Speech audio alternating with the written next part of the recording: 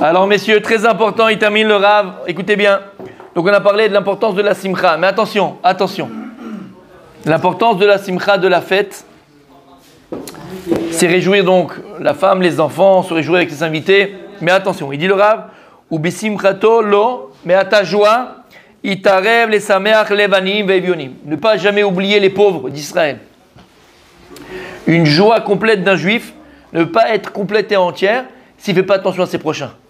Et donc si tu sais qu'une famille est là dans le besoin, si tu sais qu'une personne elle te demande, si tu sais qu'une personne elle ne peut pas, elle a du mal à, c'est une mitzvah. Comment toi tu vas être des simcha alors que c'est que ton voisin il n'a pas à manger? Comment toi tu vas être des simcha alors que c'est ton voisin il n'a pas assez? Comment tu vas être des simcha alors que c'est qu'il y a un pauvre qui ne pourra pas pouvoir faire la fête comme il faut? Donc faire très attention que cette simcha là tu la partages aussi avec tes frères juifs qui sont dans le besoin pour qu'eux aussi puissent avoir une véritable simcha pendant la fête. Il dit Vezo mitzvat kol hachagim hamoadim. C'est pas que pour Sukkot. À toutes les fêtes d'Israël, toi tu vas avoir la simcha. Attention, pour avoir une simcha complète, il faut que tu fasses attention à la joie surtout des autres et des pauvres. D'accord? Deiyu chade velachide le miskene. Alekti vezeriti peresh alpenechem peresh chagechem.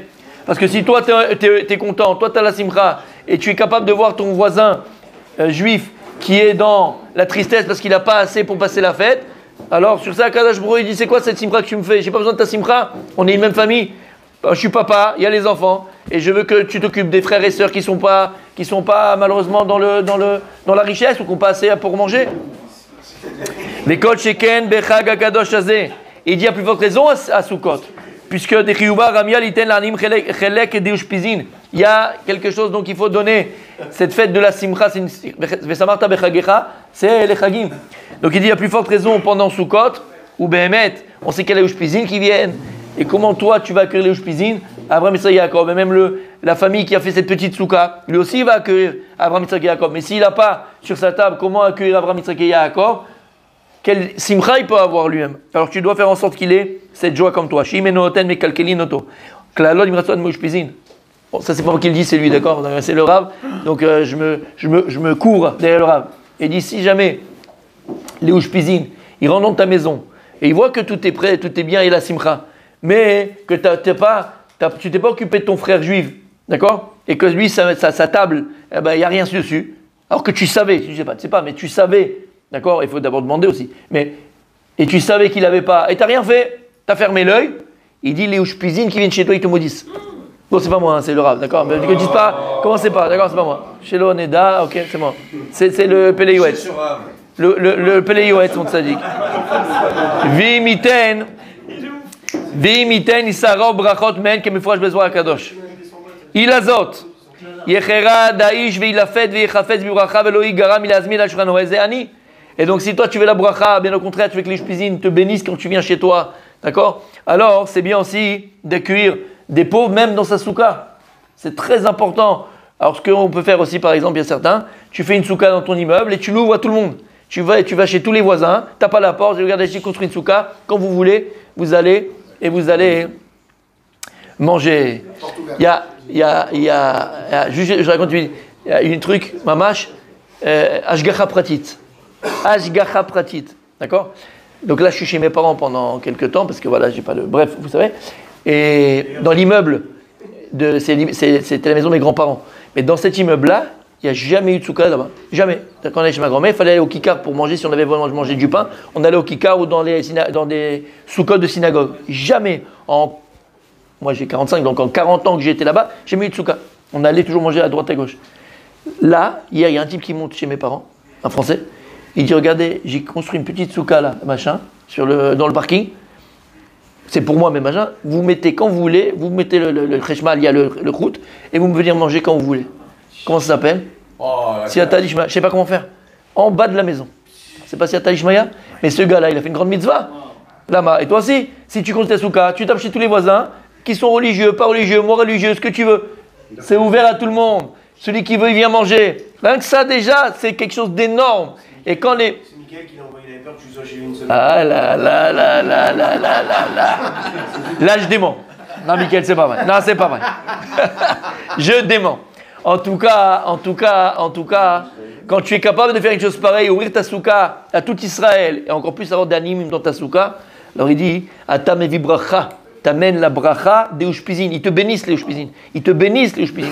Tu me dis la bracha d'Abraham Yitzhak Yaakov. Tu veux la bracha? Tu me dis maintenant aujourd'hui, qu'est-ce que j'aurais pas donné qu'Abraham Avinu me bénisse? Qu'est-ce que j'aurais pas donné qu'Yitzhak Avinu me bénisse? Qu'est-ce que j'aurais pas donné que David Amelech me bénisse? Et ainsi de suite. Tu n'aurais pas payé pour ça? Tu as la possibilité. Tu ouvres ta souka à tout Israël, et en particulier aux pauvres. Tu as la bracha des 7 Ushpizin, mon habibi. La souka égale la bracha des 7 Ushpizin. Et il dit, Vim lo yuchal la'asot zot lefachot yafrish mimamono lezdaka be'erev haregel al kol seuda be'omar bepe malé.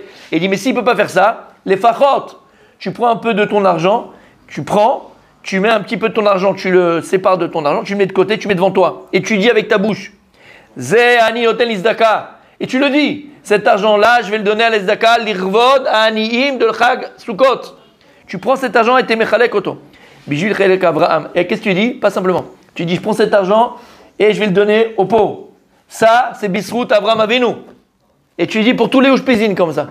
Lama, comme ça, yachal dans ton argent la bracha d'Avraham, Yitzhak, Yaakov, et Be'ezrat Hashem, tu as une année d'abondance, comme je vous ai dit. On va parler d'Arbat Aminim, on en a parlé l'année dernière, il y a 2 ans, il y a 3 ans, il y a 40 ans, d'accord? Mais le Inyan, un des sujets très importants d'Arbat Aminim, quand on vient, on fait comme ça les Tsunuot, d'accord?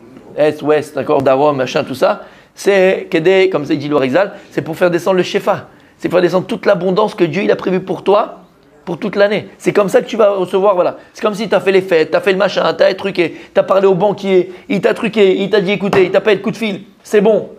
Sur le compte 500 000 euros, mais finalement à la fin, tu vas pas à la banque pour chercher l'argent. T'es un ahmar, excuse-moi du terme, t'es un idiot. Mais là c'est pareil. Si tu n'as pas les armes pour faire descendre tout le shefa, eh ben il est là, il est bloqué, tu le vois de loin, tu dis coucou, à bientôt, l'année prochaine peut-être. C'est dommage. Alors pareil, tu prends ton argent et t'es mechalek auto. Tu dis ça, c'est pour les pauvres. Mais Avraham Avinu, ça pour les pauvres. Yitzhak Avinu, ça pour les pauvres. Et ainsi de suite. Si tu ne veux pas, inviter des pauvres chez toi à la maison.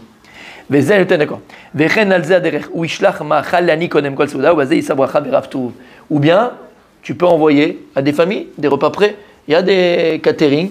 Tu prends, tu mets chalek et tu vas donner à plusieurs pauvres. 7 pauvres par exemple, un pour Avraham Avinu, un pour Yitzhak Avinu, et il dit le Rav, grâce à ça, Issa bracha vekol tuv, Akadosh Baruch par cet intermédiaire de cette zaka que tu fais pendant le Chag et tu fais Mesmach Yehudi. Vous vous rappelez le cours qu'on avait fait? Pour Akadosh Baruch, le plus important c'est quoi? Lorsque tu es Mesameach un juif. Vous vous rappelez le Rav Miller ce qu'il avait dit?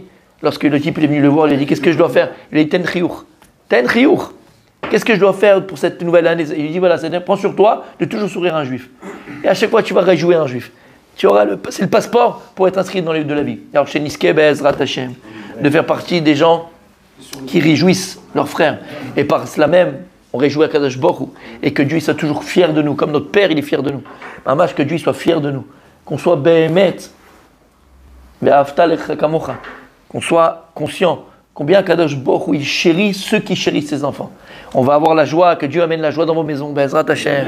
Mamash, que la joie ne quitte jamais vos maisons, Bezrat Hashem. Et vous partirez chacun, à tout un Israël, d'une joie à une autre joie, d'une joie à une autre joie, Bezrat Hashem. Beshef Abraka Koltou. Chag Sameach.